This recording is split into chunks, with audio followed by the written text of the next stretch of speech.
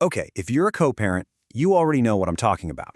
The whole battlefield of kids' activities. The last-minute signups, the schedule conflicts that pop up out of nowhere, the surprise costs. It just feels like total chaos, right? But what if you could actually turn all that chaos into a system, something predictable, something you can actually manage? Well, that's exactly what we're going to get into. You've got to start with this one, core idea. The activity is just the vehicle. The real fight is all about control. See, this was never really about soccer practice or piano lessons. When things get ugly, the activity is just the tool being used in a much bigger power struggle. It's a fight for control over your time, your money, and even who gets to be seen as the better parent. Understanding that, really getting it, is the first step to completely changing the game.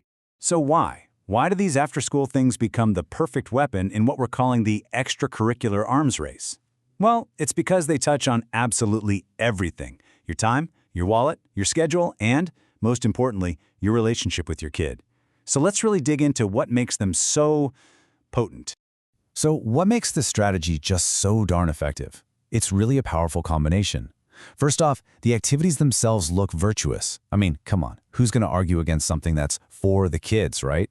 It's a brilliant move. Second, they create these constant, urgent deadlines for signups, for payments, for practices that force you to react instantly with no time to think. And finally, all this back and forth generates a massive conflict trail of texts and emails that can be used later to paint you as uncooperative or difficult. It's a perfect storm. So how in the world do you defend against this? The core idea here is a pretty radical mindset shift. You have to stop reacting emotionally and start responding administratively. You're going to move from being a player in all the drama to being the calm, organized manager of a process. This, right here, is how you take back control. Just think about the difference for a second. When you react emotionally, you're trapped. If you argue, you get labeled uncooperative. If you ask questions, you get called controlling. There's no way to win. But when you switch to an administrative response, you start using neutral criteria, you have a predictable process, you literally replace those messy emotional fights with simple things like receipts and calendar discipline. It just completely neutralizes the accusations before they can even get off the ground.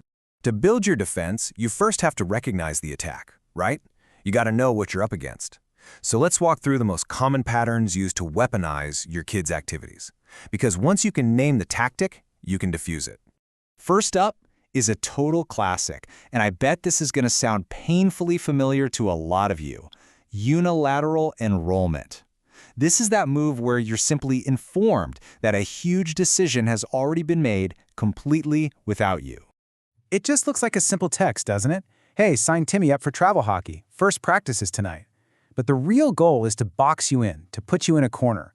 By manufacturing all this urgency, it forces you to either comply right away or look like a monster who's crushing your kid's dreams. It's a strategic power move designed to just bypass any real discussion. Okay, this next pattern is a little more subtle, but trust me, it can be just as damaging. It's called schedule capture. All of a sudden, you start to notice something funny. Almost every single practice, every game, every tournament, it just happens to fall on your parenting time. The goal here is to slowly convert your quality time with your child into activity time. It demotes your role from being a parent to just being their chauffeur. It's a slow-motion erosion of your relationship and your court-ordered time. And of course, you knew this was coming. We have to talk about money.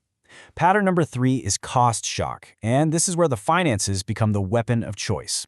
This is that out-of-the-blue demand to pay half for a $500 travel team uniform or $1,000 private coaching that you never, ever discussed. And this move, it's got a dual purpose. It's designed to drain you financially, for sure, but it also creates a narrative, a story for a judge that you are unsupportive of your child's future. It's a 1-2 punch. Okay, we've identified the problems, we've named the tactics, now let's talk about the solution. It's time to stop playing defense on their field and start rolling out your own clear, structured system. This is what we call your activities governance system. These are the pillars of your new system. Think of them as your personal constitution. And these are not suggestions, okay? They are firm, non-negotiable policies. Mutual consent is now required, period. The shared calendar is the one and only source of truth. Any cost over, say, $50 needs written pre-approval. These rules, they create the predictability that just starves the chaos. Now, with those policies in place, you need a workflow for every single new request. And it's a simple 4-step process every time. First, you require a full intake of information. No details, no decision. Second, you privately and honestly assess if this thing is actually a good fit for your child's well-being. Third, and this is key, instead of a hard no, you always offer a couple of reasonable alternatives. And finally, you confirm whatever you decide in writing. This consistency makes you look prepared, reasonable, and totally child-focused. All right, theory is great, but what do you actually say in the heat of the moment? Let's get into the really practical stuff, the word-for-word scripts you can use to enforce your brand new system. Okay, here's that high-stress moment. The text lands, your child has been signed up for something that's going to affect your time and your money, and you had zero say in it. Your heart sinks. What do you do? Now notice how it works. It's brilliant. It starts by showing you support the child. I support them having activities. Then, it clearly and calmly states the boundary. No agreement without mutual consent. And then it immediately moves the conversation back to your process by asking for the details. It's firm, it's fair, and it's completely reasonable. There's no arguing with it. All right, next scenario. The financial trap. You get that email or text demanding reimbursement for some big expense you never ever agreed to. How do you shut that down without kicking off World War III? This response is so powerful because it's not just a no. You start by restating your reasonable rule. Hey, I'm happy to share costs that we approve in advance. Then you state the simple fact. This one wasn't approved. And then you pivot to the future, offering to set up that exact process. See? You've held your boundary while also being the constructive, solution-oriented parent. Look, as you implement this system, you do need to document things. But the goal here isn't to create a mountain of angry texts to show a judge. No. It's a clean, simple log that shows a clear pattern of behavior.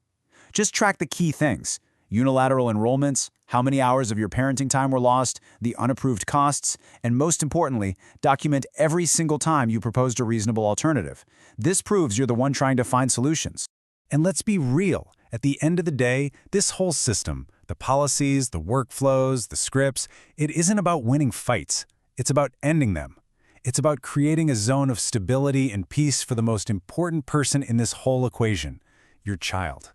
And a huge part of that stability is using language that protects them. You need to explicitly tell them you don't ever have to choose sides. You validate their passion. I love that you love doing this. We'll make a plan that works for everybody. You remind them that rest and balance are just as important as practice. This stuff takes them out of the middle. And this, right here, is the ultimate message you communicate to your child. Not just with your words, but with your actions. By creating a calm, predictable, and fair system, you give them the greatest gift you possibly can, the freedom to just be a kid, totally secure in knowing that the adults have the schedules under control. That's the real win in this extracurricular arms race. That's everything.